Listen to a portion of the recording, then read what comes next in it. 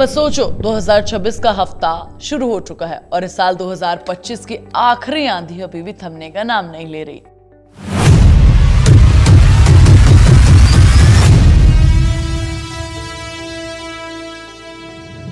हाँ, मैं बात कर रही हूँ रणवीर सिंह की धुरंधर की। इसलिए घातक हूं।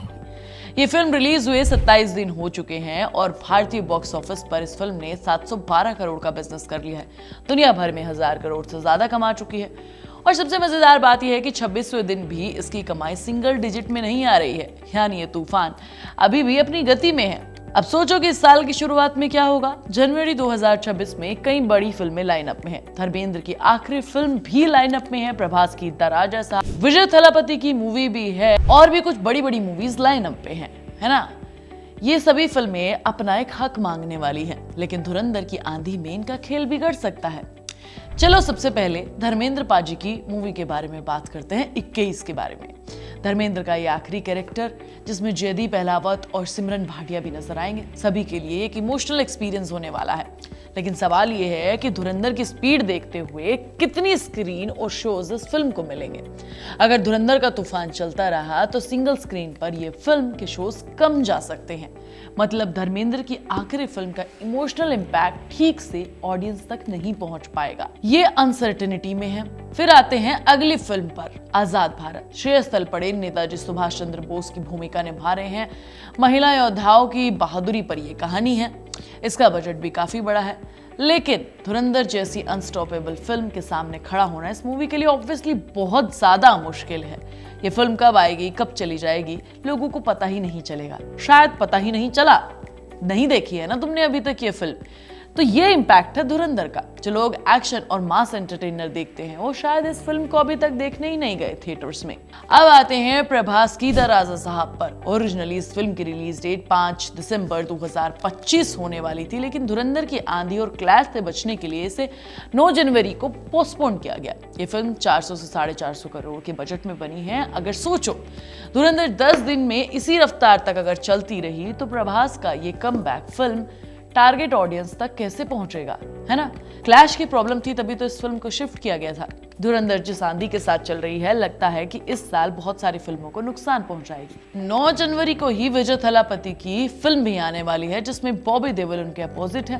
विजय के पास बेहद ही लॉयल फैन फॉलोइंग है, लेकिन यहाँ भी थ्रेट है कि धुरंधर का जो अनस्टॉपेबल स्पीड चल रहा है इस फिल्म को नुकसान जरूर पहुंचाएगा। सोचो mass entertainer Dhurandhar plus fan base loyal Vijay is equal to audience का डिवाइड होना। फिर आती है पराशक्ति, तमिल फिल्म, 10 जनवरी को रिलीज होने वाली है। शिव इसमें लीड रोल में है। स्टोरी 1960 मद्रास राज्य की है। बजट लगभग 150 करोड़ के आसपास है। ये फिल्म कल्चरल और रीजनल ऑडियंस को अपील करेगी, लेकिन मास एंटरटेनर और ब्लॉकबस्टर की तुलना में इस फिल्म की विजिबिलिटी कम होना पक्का तय है। धुरंधर का जो ये अनस्टॉपेबल स्ट्रीक चल रहा है उससे पक्का ओवरशैडो हो जाएगी। और अंत में मनशंकर की मूवी चिरंजीवी, नयनतारा की, और ऐसे ही नयनतारा और चिरंजीवी की जो फिल्में आने वाली हैं 12 जनवरी को, उसका बजट भी लगभग 200 करोड़ के आसपास है। यह फिल्म भी जनवरी के हेवी लाइनअप की स्ट्रॉन्ग स्ट्रगल करने वाली है। धुरंधर की अनस्टॉपेबल परफॉर्मेंस देखने के बाद ऑडियंस की क्यूरियोसिटी और एक्साइटमेंट में फर्क आ सकता है। सवाल यह है कि आखिर धुरंधर की जो ये आंधी चल रही है ये इतनी लंबी क्यों चल रही है।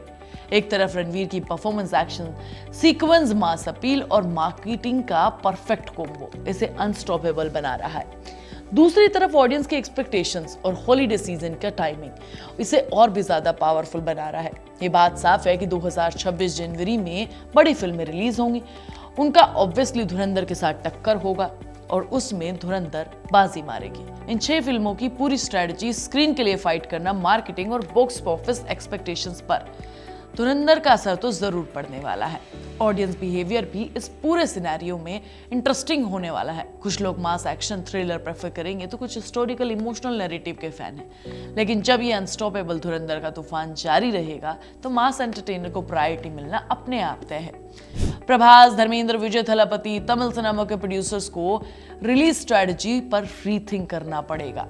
मीडिया बज़ और सोशल मीडिया डिस्कशन ऑलरेडी तेज हो चुके हैं।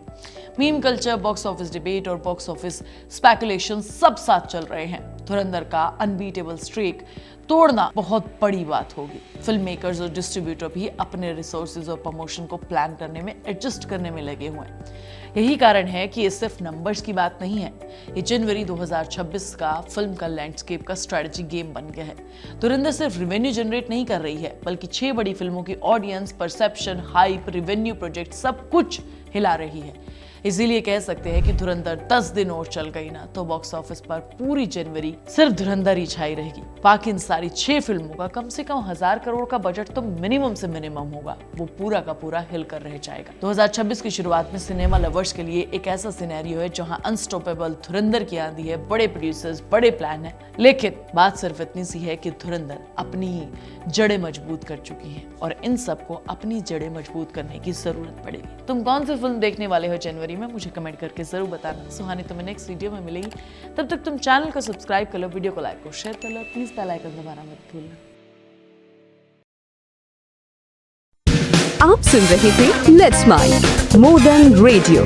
फॉलो कीजिए हमें हमारे सोशल मीडिया प्लेटफॉर्म्स पर। It's time for news. It's time for more than radio. Presenting the first radio news app, Let's Mic. Let's Mic, a news-based app on your phone where you get to watch and listen news, talk shows, interviews, radio show podcasts. On Let's Mic, you get all relevant information of TV, print, radio, podcast, and digital. Let's Mic talks about every segment of life.